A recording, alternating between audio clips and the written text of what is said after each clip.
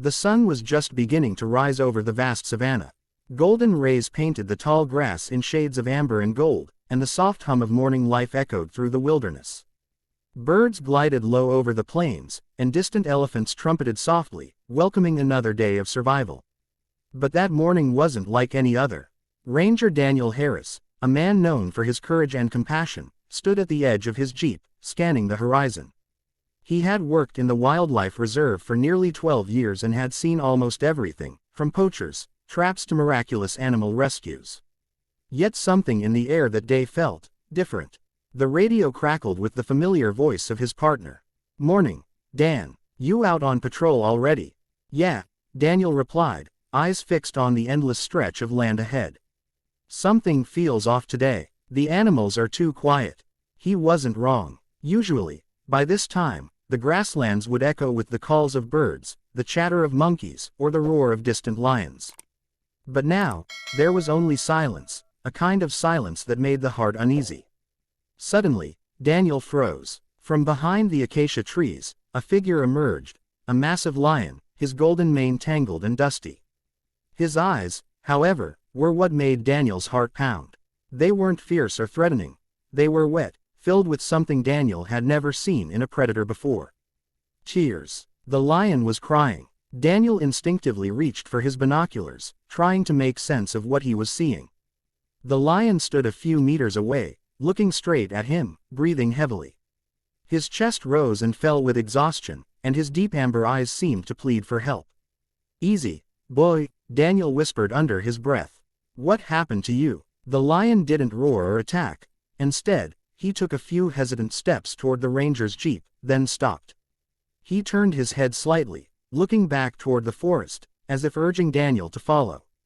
Daniel hesitated. Following a wild lion into the bush was suicide, but something in those eyes told him this was no ordinary encounter. He reached for his rifle, just in case, and slowly started the engine. The lion began to walk. Every few steps, he looked back to ensure Daniel was following. The ranger's hands tightened on the steering wheel as he drove deeper into the reserve, past the areas tourists never saw, where danger lived in every shadow. Dash. Minutes turned into an hour. The lion led him through narrow paths, dry riverbeds, and thick clusters of trees. Daniel's instincts screamed that this could be a trap. Maybe the lion was leading him to his pride. But his heart refused to turn back. Finally, the lion stopped near a cluster of rocks. He let out a low, mournful sound, a mixture of a growl and a cry. Then, he looked directly at Daniel one last time before walking around the boulders. Daniel grabbed his flashlight and followed on foot. The smell of death hit him instantly. It was thick and bitter, the kind that made your stomach twist. Behind the rocks lay a female lion, her golden coat streaked with blood. She wasn't moving, and beside her, two tiny cubs, no older than a few weeks, huddled close, mewling softly for their mother. Daniel's throat tightened. The crying lion, now standing beside the lifeless body, let out a sound so deep and painful that it seemed to shake the ground. It wasn't a roar, it was grief. Raw, heartbreaking grief. Daniel slowly pieced it together. The lion wasn't just any wild beast, he was a father. And the dead lioness was his mate. Judging by the wounds, she had been attacked, not by another lion, but by something else. Daniel crouched closer and saw the unmistakable marks, human footprints and the remains of a crude wire. Snare, poachers. Anger and sorrow surged through him. "You poor thing," he whispered, his voice trembling. "You brought me here, to show me this."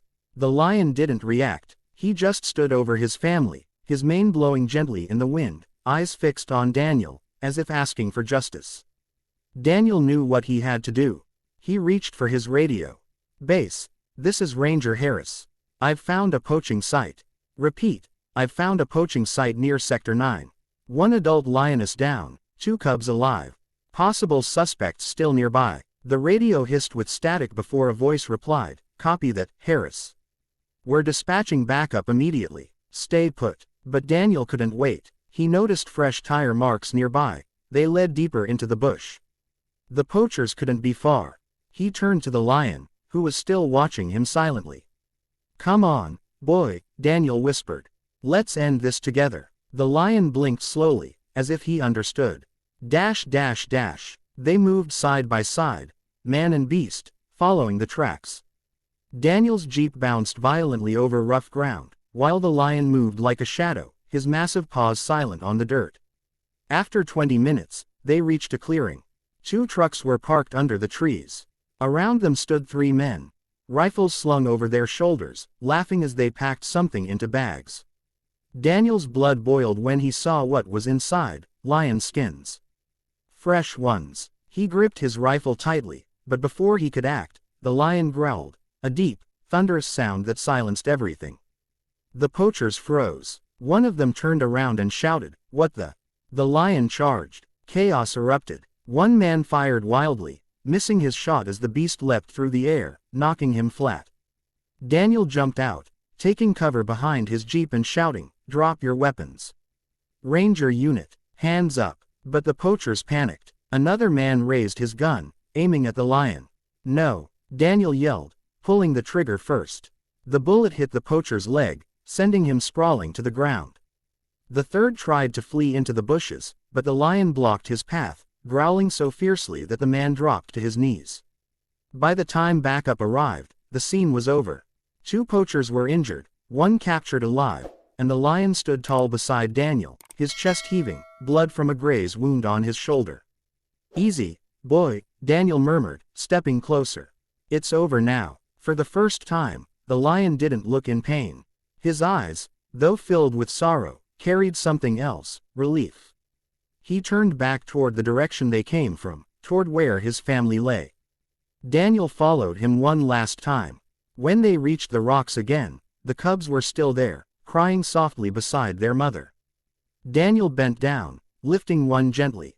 "We'll take care of them," he said quietly. "I promise." The lion stared at him for a long time.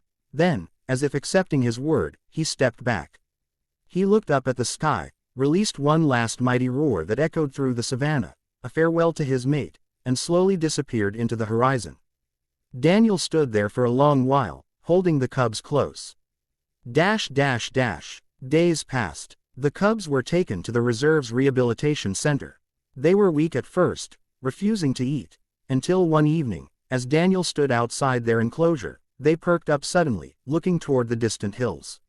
From far away, a familiar roar rolled across the plains, deep and powerful. Daniel smiled softly. He's still watching over them. News of the rescue spread quickly.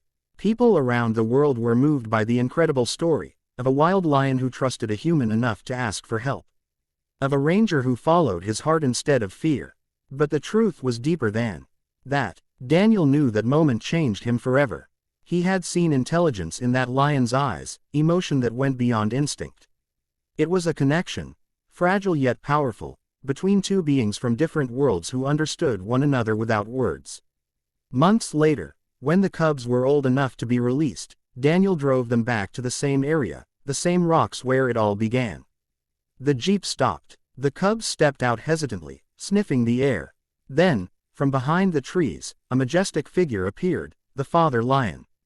His mane was thicker now, his body healed, his eyes filled with strength. Daniel opened the gate, whispering, "Go on. He's waiting." The cubs ran toward their father, nuzzling against his legs. The lion lowered his head, gently licking them, then looked up, right at Daniel. In that silent gaze, Daniel felt it again, the same bond. The same gratitude. The lion let out a soft, deep rumble, not a roar this time, but something gentler, a thank you. Then, with his cubs beside him, the lion turned and disappeared into the golden horizon. Daniel stood there, watching until they were gone. A faint smile touched his lips. "Goodbye, old friend." As the sun sank behind the hills, painting the sky in crimson and gold, Daniel realized something: the wilderness still had mysteries science couldn't explain. But sometimes, all it took was one act of trust to bridge the gap between man and nature. And somewhere out there, under the same sky, a lion's roar reminded him that compassion could even conquer fear.